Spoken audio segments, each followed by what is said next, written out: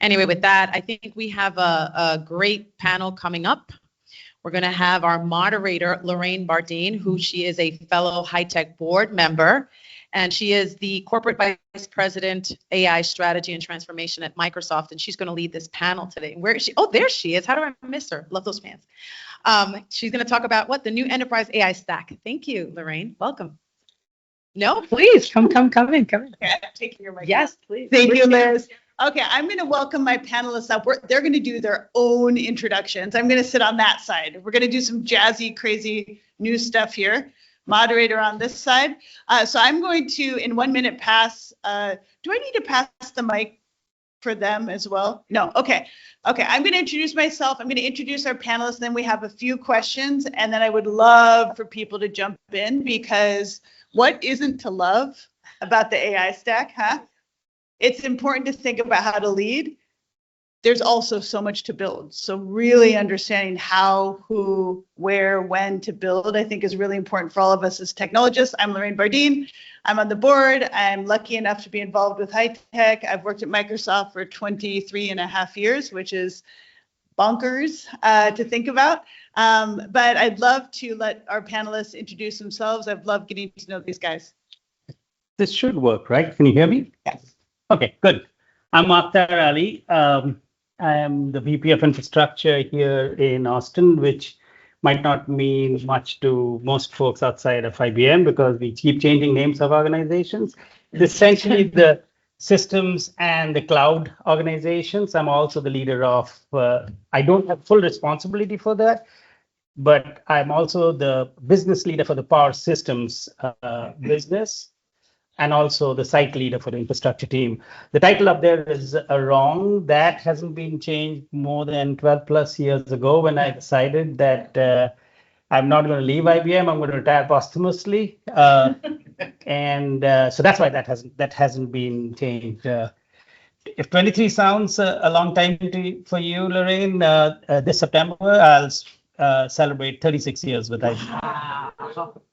Wow, that is impressive. And if you'll indulge me, before we go to Adan, here's your fun, exciting, personal question for each of you. I'm inspired by what we heard about lap swimming earlier. What is one thing that you're going to learn in the next 6 months that you haven't really put time into learning before that is not AI? That is not AI. You can do it. That's an interesting question. So I'm in the middle of, we all are, and I don't know, any IBMers here? Okay, we're in the middle of moving this entire campus that was spread across into a single building. And as I told you, I'm the infrastructure leader. So one of the things we are fighting is a lot of culture change. I predict that they will like the new environment and the new way of working, because there are many people like me, maybe not 36 years, but lots of people with double-digit years, and they're set in particular ways with their own offices, etc. So I think I learned a lot about how to get those people over to a completely. It may sound trivial moving to a new office, but when you move people out of their comfort zone of the way they were working, it's a big lift. Thank you for that. Adan, would you like to introduce yourself and answer the special question as well? Sure. First, let me tell you about my dream and how it was killed right now. So I heard people that were saying, man, I dropped out of this and I dropped out of that. Well, when I skipped school, when I was sick and at home, I used to watch The Price is Right. And I was like, man, one day I'm going to walk up on stage and be like, Adan Hernandez. I'm like, well, right now that introduction didn't happen. Oh, no. But it's okay. It's okay. So Adan Hernandez, I work for Accenture. I've been there now for 14 years. I used to be the young man in the room, and now the guy who's not the young man, but with the wisdom and a little bit of experience across. So I sit in our public sector strategy across the U.S., but I also get to lead our workforce development and labor in public sector across North America. You learn a lot. You see a lot. I get to do complex transformation, strategies up front, watch the implementation until the end, where we celebrate and learn what we could have done better. Sometimes those are heartaches. Sometimes those are things that are great. But through it all, we remain partners with our clients. And it's a really neat thing to align on a mission and strategy and see it all the way through. So what am I going to do that's not like AI? First, let me tell you just one quick thing. A year ago, if you told me that I would be up on Saturday night with Claude Terminal and Visual Studio open, pointing at state open data portals and excited about it, I would have said that's not me. I'm not a coder. I'm not a designer. Oh, man, the things that we've been able to do, me personally, is amazing. Juxtaposed to that, I've made a commitment to my little boy who's 9 to say, man, let's learn to bow hunt because we're fishermen, we're hunters. But to bow hunt, you got to get back with nature. You have to be able to understand wind patterns, trail, everything else. And that gives me the goosebumps because, man, I am entrenched in everything opposite of that. And I need to touch grass, right? So that needs to happen. Thank you both so much. And let me alert all of you, I'll need your help. We're going to do a very dramatic outro from the stage where I will announce the exit of these two and you all cheer. Okay, so we're going to have that moment. Okay, so I have a few questions. The first one's for both of you. Then there'll be one for each of you, then another one for both of you, and then we'll open it up. So, but we can also open it up anytime. Okay. Infrastructure and platform decisions are no longer just IT decisions, especially as organizations transform with AI. They're also business strategy decisions. We've been hearing that today as well. What does that shift from being only the domain of IT to being an IT plus business domain? What does that mean for leaders in this room? And who should be at the table when these types of big infrastructure and systems decisions are made? All right. So what I've seen in the last couple of months. So, man, IT's in the room, and those that are in the business, those who are redesigning the workflows, are not. And we make these really great sound judgments. One example is there's a financial company that we came in to partner 18 months after they were a first mover and adopter of AI. Technology was in the room, CTO, CIO, they're all there. They picked a great partner, a great vendor. They got great deal economics. They had everything that you would want in a technology project. Wonderful. 10 months afterwards, they could not realize the ROI. It just wasn't there. They put the AI on top of existing business processes. There was no adoption. There was no redesign of the model in which they operate, the model in which they deliver services. We need to start thinking about who we bring into that room. Yes, of course, it's the C-suite, it's the tech, but it's also the leaders of the business processes themselves. It's the leaders in business. Because what was said earlier before we got on here was it is reinvention. It is redesigning the organization with an AI first. It goes from an org chart to a work chart. How does work happen? Those things are real important. And what's most important is the companies that are successful right now, the agencies that are successful right now, are the ones who understand that bit, that it is the procurement of AI. It is the redesigning of the workflows simultaneously. It is bringing tech and business together to operate in a new way. Thank you so much, Akhtar. Yeah. Yeah, I was going to say you're absolutely right. And in fact, a lot of the initial AI projects are being launched exactly the way you stated, because the transition from, in the, let's say 20 years ago, when the value proposition for infrastructure procurement moved from just being a speeds and feeds, here's how much storage I need, here's the horsepower I need, so here that determines my compute, determine the networking, et cetera, slowly as businesses started having more of a say in it, like what kind of workloads do I want to run, right? Like the bank saying, okay, I want to run KYC application, so I need to tie in my, clients center with the accounts so they have a view of what's happening. That was a gradual. What has happened with AI is drastic. And the fact that AI decisions pervade across all aspects of the enterprise, that decision has to be made in conjunction with everybody. You're not making siloed decisions anymore, right? Your choice of what models you're going to use, your choice of where and what data you will touch, your choice in terms of how you'll manage the risk analysis, and I'm sure we'll get into more of this in the world of AI, is very different from what it used to be. Now, I would actually venture to say, in addition to the people that you talked about, we probably need our legal and compliance people to be present at the beginning of these AI project decisions, right? Because we need to know, where are we taking risks? What could we be liable for? Because you know that when you remove significant amount of human oversight and decisions are being made extremely fast, particularly as we move into the agentic world, it'll be very difficult to unravel what decision at what point eventually led to an error, right? So I think this is getting extremely complex, and the phrase you use, which we've heard a lot, but we haven't figured out how to do it well, the AI first aspect of it becomes extremely important. Getting the right folks together to drive those changes.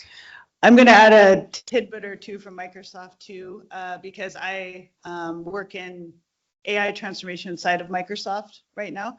And two things reflecting what you both said. One is we have really changed how IT is structured inside of the company. So there did used to be a big mega IT division that had subdivisions that served different parts of the company. And we radically changed that. Now there's a small IT team that manages stuff like tenants and security policies and all of that. And the rest of the talent, who are all very AI first and excitable and high energy, well, everyone is, obviously, they all report to the business functions now. So there's marketing, AI IT team, there's legal, finance, et cetera. They move very quickly. And are literally taking direction from the business, exactly to Don's point. And then one of the things you were saying about risk that I'll just share from Microsoft is we have tried so many different levels of risk tolerance, and we always increase it, but with what we consider, I think, a lot of guardrails. So first level is everyone can create their own agents all day long, party as much as you want, and it's for you. Have fun. Enjoy your own personal agent. If you want to share, our policy originally was you can share with like 4 people. We're now up to 100 people, and we issue sandboxes for people to try completely redesign workflows. If you want to go beyond 100 people, congratulations, you're a product owner at Microsoft now. Here are all of the legal compliance, governance requirements that you have to not only meet, but own forever. Forever. Like you have to own them, you have to bequeath them in your will. And so what we have found is that some people do want to step up and do that, but in general, people find an opportunity to transition to a team that is resourced to do that. So, okay, I'm going to go back to you, Adon. We are hearing a lot about agentic systems. What are you seeing? Because you're able to see a lot of different examples. That's one of the, I think, huge benefits of having both of you on this panel, coming from different angles. What do agentic systems actually change about how work gets organized and how accountability gets assigned? Did we just hear that or not? When AI designed workflows span across an enterprise. So the questions, what do agentic systems change about how work gets organized and how accountability gets assigned? Yeah, let me start with, when we think about agentic AI and systems, they are a new organizational layer in the enterprise. They are. The ones who get that will be able to move like pretty quickly.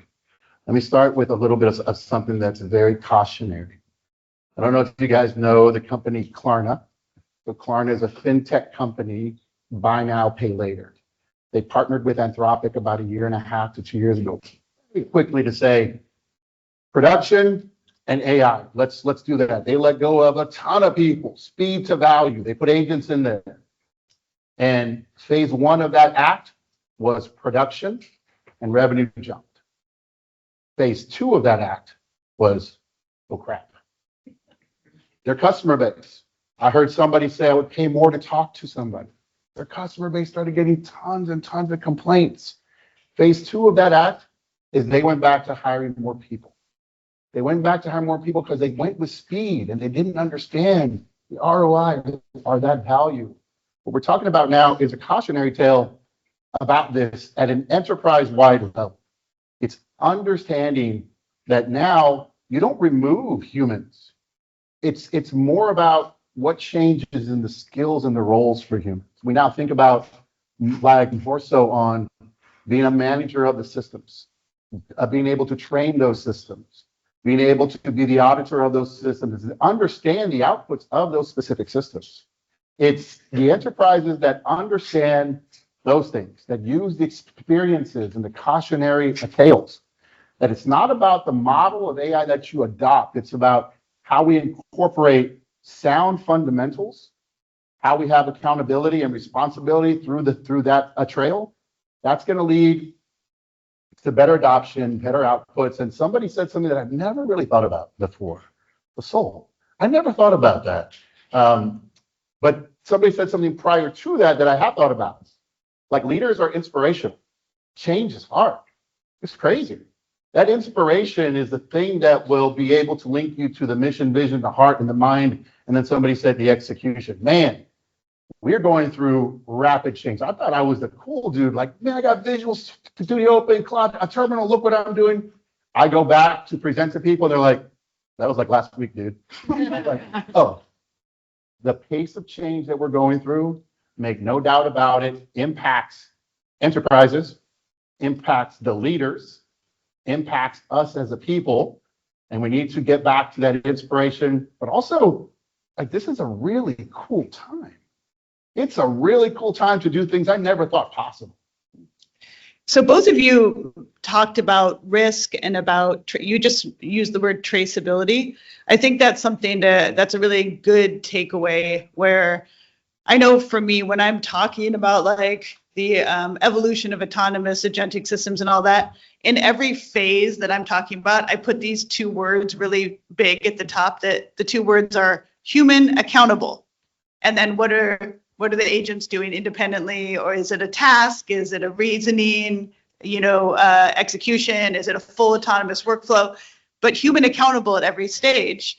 And in order to support that human accountability, traceability is a key component of how you design your systems. Do you want to jump back in? One thing, I forgot something that's so important that I leave my clients with, like, every day, saying, if you have a significant like agent or orchestration, there's got to be a human name next to it who owns it. If we don't have a name at the end of that day, then that risk is just huge. And for an enterprise, forcing them to put that in, because what you just like went through, that's the frontier that we're tackling now. Yeah, big time. Okay, so I tend to agree with what Miriam said, that, and I'm sure everyone here would agree, that this type of change is mostly human change, behavior change, organizational change, operating model change. That's all true.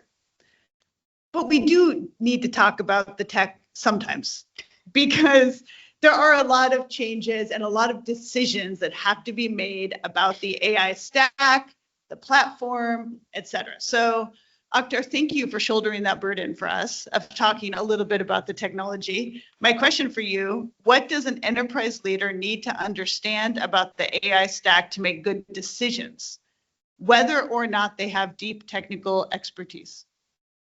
Yeah, today's world, and this is not just the technology companies, because AI is pervasive, so any enterprise has to take that into account. So you're right. The CEO or the leader of an organization doesn't have to be a technologist, but he or she will not succeed if they're not aware of certain things in this, rapid change. Because today, the use of AI, as I said earlier, is so pervasive and touches every aspect of it. In the past, you could make decisions in a silo, and the risks and the rewards of that decision would be contained. Today, it isn't, right? So the leader doesn't need to know the complex interplay between all of these, but needs to know the existence and where he or she needs to be asking the right sets of questions, right? From a pure enumeration perspective, some of the obvious things are the leader needs to know. In our AI system, the heart of the AI system, the crown jewels is the data. Where is the data? Who owns the data? How is the data controlled, right? Who's liable if there's mistakes, etc.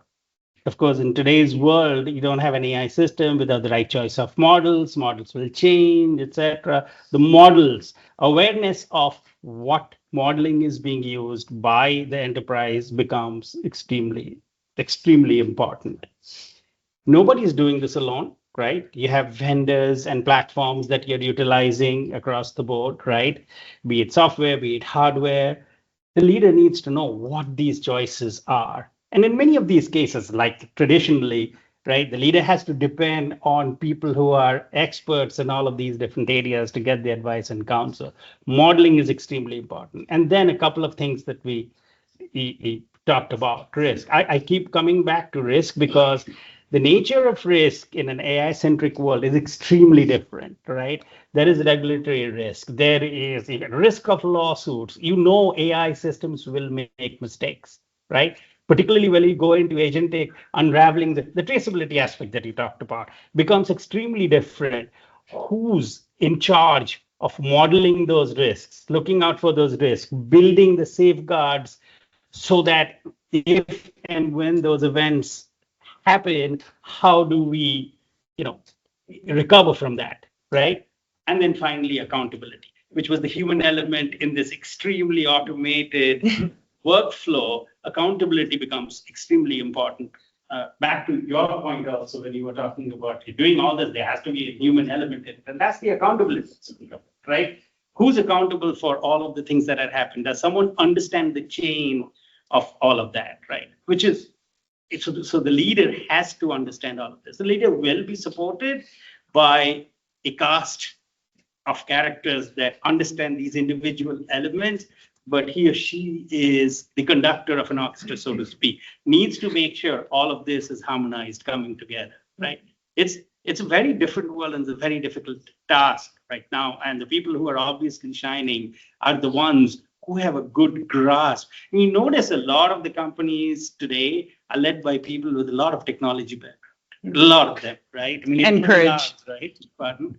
And courage, like we Yes, heard earlier. and yes, because again, back to the risk, there's a lot of unknown, and yet people are, diving in, right? Yeah, and I'll add on that was a great list. We worded this question, what questions should leaders be prepared to ask on purpose? Because like the worst thing we could do is tell you, here are the 5 elements of the tech stack with brands that you should select, because you'd probably hear brands that we work for or represent. The questions to ask are important though. I would add a couple onto +1 everything you said. We've learned at Microsoft that you have to ask the question, how many UIs do you really want our employees to be interfacing with? And whatever the answer is, it should be like 1/100th of that. So we have this opportunity, like really get people to count. How many surfaces do you really want your employees to be touching now? Is this an opportunity to change that? So that's another question that does definitely factor into tech stack selection. And then another one that I'm sure would have come up from either of you is don't rebuild the business context layer over and over and over. That's something we learned inside of Microsoft, that we were, for every AI solution at first and then agent, you can waste a lot of time and money building business context. You will hear fancy words like ontology, semantic understanding, building that into every single solution versus unifying on a business context layer that deeply represents your company's strategy and understanding. That's a smart bet. Figure out your plan for that. I could go on, but we have one more shared question, and then we may have time for a couple questions. This is to both of you, and I think it'll spark some connections to the questions and connections to the other talks. AI is forcing a redesign of how work gets done and who does it. What should leaders be actively deciding right now about roles, technical plus business roles, team structure, and human AI workflows, and who should be making the calls. This is one of those no right answer questions, but I want to hear what you have to say. Akhtar, would you go first? Sure. This is a hard one, right? And it's not just the leaders. I think in the earlier panel, there was a discussion about the level of anxiety. I don't know whether it was Jesse or someone else who was talking about it. Everybody feels it, right? So this is one that a leader has to deal with very, very carefully, right? There is always the simplistic answers of the use of AI can cut down, these many resources, what happens to those resources, et cetera, et cetera. We also keep hearing, cliched phrases like, you won't lose your job to AI, you lose it to someone who knows AI. They're all partially true. I mean, they're not completely true. But the truth is kind of related to the earlier answers that both of us gave. We are fundamentally changing the structure of work because of AI. So we have to envision what happens. There will be cases where, let's say you're in a job where X% or fairly large number is gathering of data. But there is the remainder of your time where there's a lot of analysis and there are certain things, the human element is needed, etc. Those jobs will change, but they won't go away. The nature of the job will change. There are clearly certain cases where the human element is not needed as much. In those kind of cases, those roles will be drastically reduced. But there will also be the situation that there will be roles that weren't envisioned before. We talked about all these risks. How do you manage those risks? These risks are very different. Who will ensure that the models are working correctly? Who will ensure that your agentic systems are delivering the right results? Who will ensure that those have to be continuously updated, change as the situation changes? Those are completely different roles. Those roles we haven't even envisioned, right? Right now, the structure, I think in most enterprises would be, we got an AI council, or pick a name, right? Maybe not AI council. You got a group of people who are tasked with the idea of doing this. But at any given scale, a single organization can't drive that because the need from one business unit to the other will be vastly different. So I think eventually, as people understand, as companies understand, they will adopt a more federated system, kind of like a hub and spoke. You have a way to drive certain level of uniformity across the different organizations, but then individual organizations stay within that norm, but drive the changes that are needed that suit theirs best. But this is mostly difficult because everyone is saying yes, there are technology inflection points, and eventually there are more jobs as a result of it, et cetera, and they cite everything else. But while you're in that inflection point and you're impacted, you got to go figure out how to traverse that change. Adan, does that hub and spoke model resonate for you in terms of making decisions quickly, but also with a representation across the org, or is there another model that you think is emerging organizationally for making tech decisions? I think it does resonate. There's always different context. I mean, at Accenture, we love research like everybody else. So what we hear is that 94% of employees want the skills training for AI. But what we see in the market is that that's not happening at the scale that it should. That's a leadership problem, right? How are we sponsoring that sort of training and evolution? It's moving very slow. And right now there's a want from the employees. So that's an important thing. But there's three things that I would say, you could answer a whole bunch of ways, but three things I would say to leaders to focus on. Number one, it is about AI. There's two ways to think about it. There is the execution and there is the judgment. When I say the execution, it is the drafting, the coding, the orchestration. When I say the judgment, it's the ethics, the complex decisions. AI handles the first one, and please start to quote me on this. HI, human intellect, handles the other one. So you're injecting HI with the AI. That's a very important thing, and the companies that get that and move that way first are the ones that are seeing the most in terms of an ROI. The second thing to focus on man, this was said earlier, and I'm glad it was said. We're in all these like panels, we're almost saying the same thing, and that's a wonderful thing. That means the conversation is finally going the right way. So the second thing is the talent pipeline, the apprenticeship pipeline. Over the course of hundreds of, well, not hundreds, over the course of 100 years, we know that people learn simple things first with more complexity, doing it over and over again. And if we move those simple things because of AI, how do we then build the leaders of tomorrow? That's an important thing for us to start to wrestle with, because 5 years down the road, there's a gap. The domino effect, like somebody said. And finally, the third thing. So what is going on with this third entity that I'm talking about is we have to find a way together to be able to understand that it's this whole theme that AI is not a technical solution. It's not a tool. It's focusing on, and I heard it now, the soul, it's the heart, the mind, but it's redesigning the organization, period, point blank. Redesigning the organization with an AI first sort of a mindset to be able to be productive in the future. There's going to be three types of entities, in my opinion, in the near future. Those that are still doing pilots, those that have implemented AI, and the third one is those that have redesigned their organization with an AI first, like a mindset, reinventing. That third organization will lead and will change everything. And that's what we have an opportunity now, not to be stuck in the pilot mode, not to put AI on top of old processes where people don't adopt or anything else. Those are the things that leaders need to focus on. Leaders need to focus on where the puck's going to be, not where it is, but you need to bring people along. And what I hope does not happen, this is the last thing I'll say, is I hope we don't start to see the partitioning of AI tools only to certain individuals. That pulls people away from opportunity. That creates this separate sort of individuals or group that learns or has the ability to enhance these like tools. Imagine way back when you weren't allowed to use the internet at work. That was kind of weird, right? Thinking about that? That cannot happen with AI.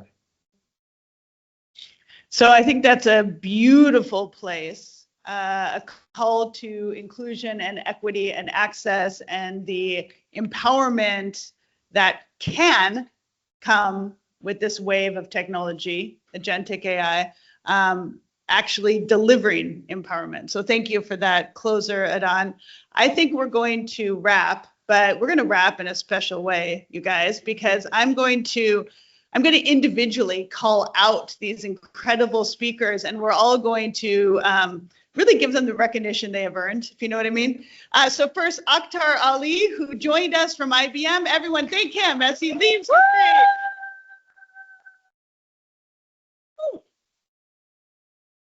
Thank you so much, Akhtar. Really appreciate it. And also thanks for, the building and everything. And finally, we tried really hard to get this guest to come on today. For years, we've been trying to get this celebrity to join us on stage.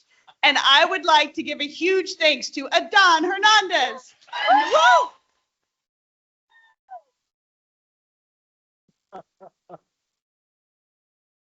Okay. Lorraine, thank you. Anytime. Thank you, guys. We have another panel coming up.